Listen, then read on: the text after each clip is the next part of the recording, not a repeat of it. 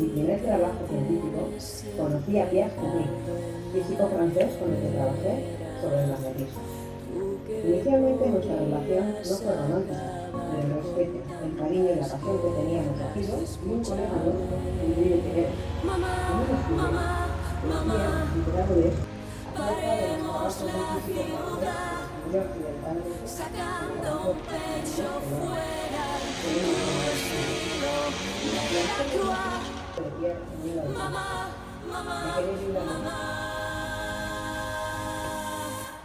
Soy Madalena Carmencilla Palo Caldera.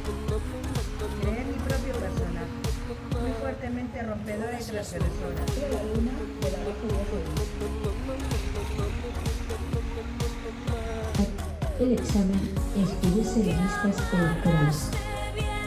En el con los primeros estudios en páginas